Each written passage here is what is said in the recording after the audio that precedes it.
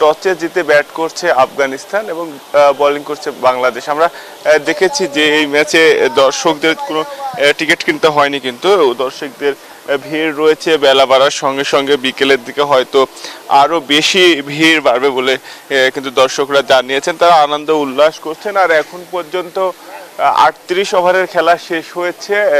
আফগানিস্তান সর্বমোট রান হয়েছে 205 রান এবং এর মধ্যে 10 রান অতিরিক্ত এবং 4টি উইকেট কিন্তু আফগানিস্তান হারিয়েছে। আমরা দেখেছি যে আফগানিস্তান এবং বাংলাদেশ ম্যাচ নিয়ে যে উদ্দীপনা সেটি কিন্তু রাজশাহী বিভাগীয় স্টেডিয়ামে রয়েছে।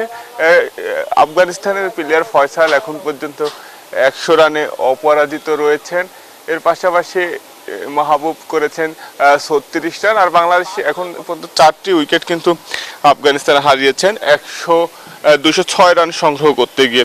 এর মধ্যে বাংলাদেশের বোলার আল ফাহাদ একটি উইকেট পেয়েছেন, রাতুল একটি উইকেট পেয়েছেন, আজিজুল হাকিম একটি উইকেট পেয়েছেন। আর রাজশাহী বিভাগীয় স্টেডিয়ামে বিভিন্ন বয়সের দর্শকদের ভিড় রয়েছে যেহেতু, এবং দর্শকরা হয়তো বেলা বাড়ার সঙ্গে সঙ্গে দর্শকের সংখ্যা আরও বাড়বে। তারা নানা রকম আনন্দ উল্লাস করছেন এবং তারা বলছেন যে এই ম্যাচে যেন আফগানিস্তানকে হারিয়ে বাংলাদেশ জয় লাভ করে এবং এই সিরিজেও যেন বাংলাদেশ জয় লাভ করে সেই প্রত্যাশা কিন্তু যারা দর্শক রয়েছেন তারা করছেন এবং তারা নানা রকম আনন্দ উল্লাস প্রকাশ করছেন।